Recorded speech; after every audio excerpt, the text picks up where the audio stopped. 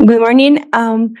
We begin in the press conference, official press conference to the match New England Revolution versus Liga Deportiva Alajuelense. In the main table is the head coach for New England Revolution, the head coach Caleb Porter. So, do you want to make questions? You can raise the hand, and the same for the Zoom persons. Caleb, I know we talked about how hectic the start of this season was going to be, and it turns out to be 8 games in 26 days to start the year. So as a coach, how do you sort of manage a stretch like this where it really is kind of game recovery, and you don't really have a ton of time actually on the training ground? Yeah, it's difficult, extremely difficult, because, you're not conditioned to do it. I mean, it's not really made, this game, to be played every 2 days, 3 days like we're doing. But especially when you're not conditioned early in the year to do it. So I'm real proud of the guys, that they've been grinding. I said that to them today. It's on to the next. Mentally and physically, it's a grind. And we got to keep grinding. We got to stay mentally strong and keep our energy up. And that's what we're going to do. It's difficult. You would have liked to have the bye week like Atlanta has when we played them this weekend. That would have helped, but those are things you got to manage in this league. And, we've been playing teams in the league that are completely fresh, that get a full week, in Atlanta's case, 2 weeks to prepare. And we're basically just recovering in 1 day and preparing 1 day to play.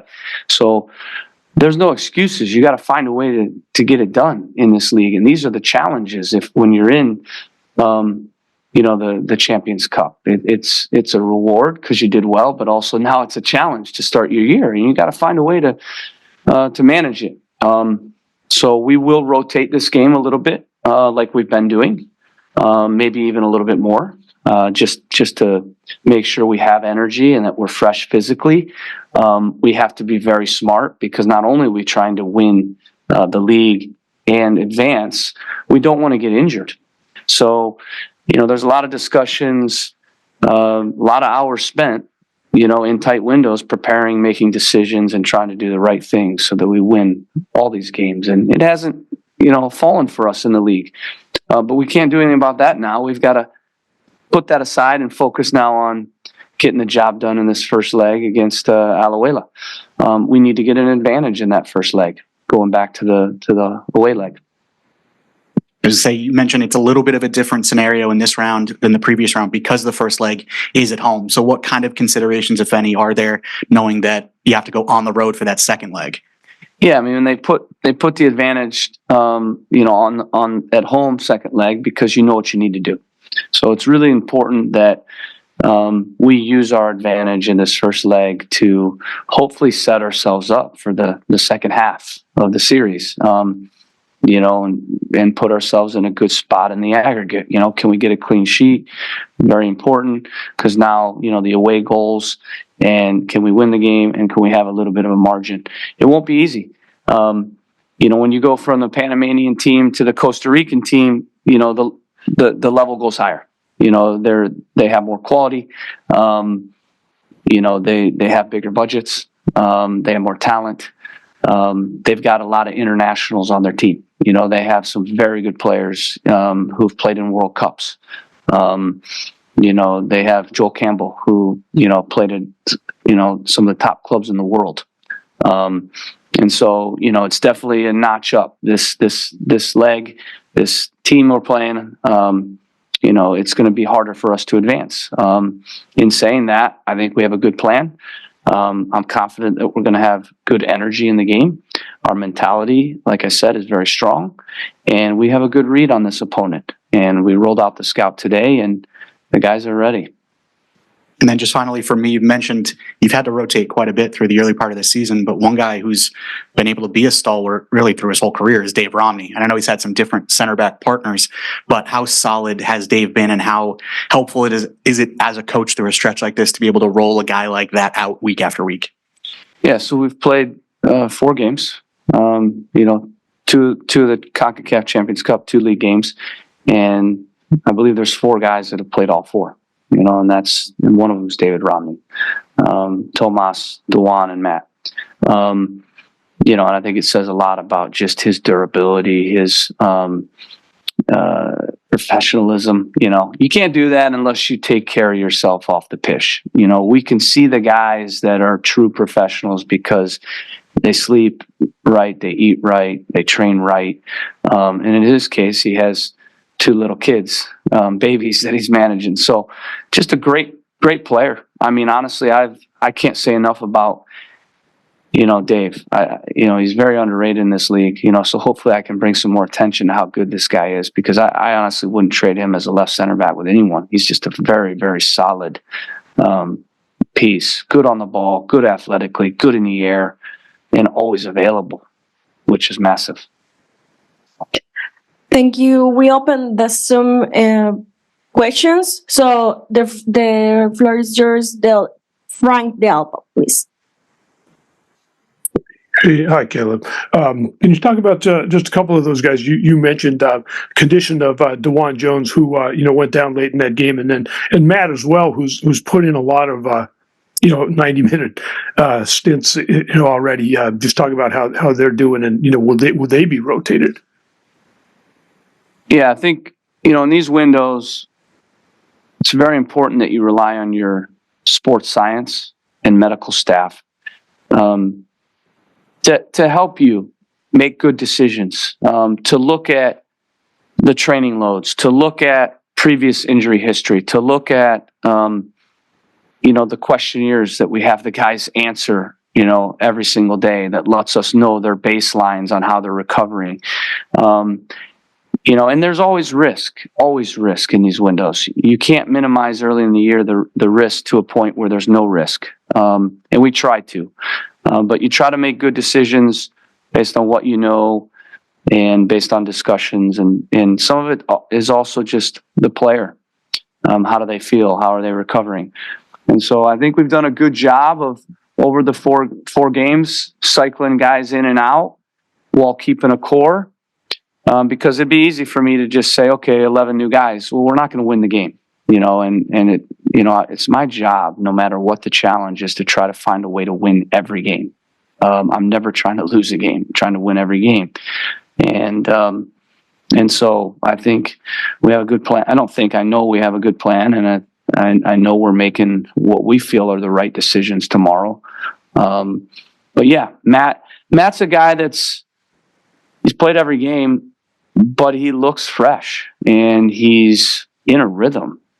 DeJuan, if you remember, he played in 90 minutes with the national team even before preseason started. So he's 2 to 3 weeks ahead of everybody in terms of his fitness. That's why he's been playing. Dave Romney, if you look at his availability last year, he was available every game last year. And then Tomas is just, a rugged, durable player. Was in Argentina, where they train 3 hours a day sometimes and do 2 a days, and you don't even look at training loads. So he's just a very rugged, durable player. So those are the 4 that have played every game. And some of the others we felt, with their history, we needed to be smart with and careful with. So it's not easy, Frank. Honestly, it's not easy, but we spend a lot of time trying to make the right decisions to win these games. Now, Rich Thompson, please. Hi, Caleb. Could you give us Giacomo's status for the game? Yeah, he's out. He's suspended. Oh, shit. He's the 2 yellows. So, so we'll have to manage again the number 9 position. We are hoping that Bobby Wood will be available, and I can say that with a little more peace of mind this time. Now, Leo Sandy, please. Hello, Mr. Caleb. This is Leo Sandia. I'm from Teletica Radio here in Costa Rica. You talk a lot of Joel Campbell and the international players that Alajuelense have in the roster. What do you know more about this team? What do you study about this team? What is your principal concern about them? Thank you. Yeah, again, I said it. The level goes up. No disrespect to Kai, in the Panamanian League. But the Costa Rican Premier League is a notch higher, and they have bigger budgets, which means more talent. And I'm very impressed with their team. I watched their game versus Saprissa. I think it was 0-0. There's a good level in Costa Rica, and when you look at the rosters, you have a lot of players with a ton of experience, international players who have played, like I said, in World Cups and played in top leagues. I think they're a very technical team. They're a very tactical team, and they're very good with the ball. Their spacing's good. Some of their rotations are interesting in how they look to open you up in the attack. I'm very, very impressed with their attacking play, and they've got very good players, talented players in every position, experienced players in every position. And the last one, Alejandro Monge. Hi, Coach. This is Alejandro Monge from ESPN in Costa Rica. Can you tell us a little bit more about your experience dealing with Costa Rican teams? Thank you. Yeah, so this is my fourth time in the CCL, or it used to be CCL, now it's CCC. And we drew Saprissa when I was in Portland. We ended up not advancing when we faced them. We had to go to the Monsters Cave and play them, and the result didn't go well. So I know very well the level of these teams. Herediano, Alajuela, Saprissa, those top three teams are all very good teams, and they have bigger budgets, and they have a lot of talent and experience in their teams. And I've signed players from Costa Rica. David Guzman was a guy that we signed actually after we played Saprissa. Roy Miller is another one. Luis Diaz. When I was with the national team, we went over to Costa Rica. So I know the level very well. I know the players well. Followed their national team. And, with Costa Ricans, their mentality is always excellent. They're very professional, good people, just in general, the Costa Ricans I've had. And, very smart tactically and typically very technical. And then you get a guy like a Luis Diaz who has athleticism. So they have kind of a combination of, I would say, the Panamanian athleticism and some of the Mexican tactical and technical. Thank you so much, Coach, and good luck tomorrow. Thank you.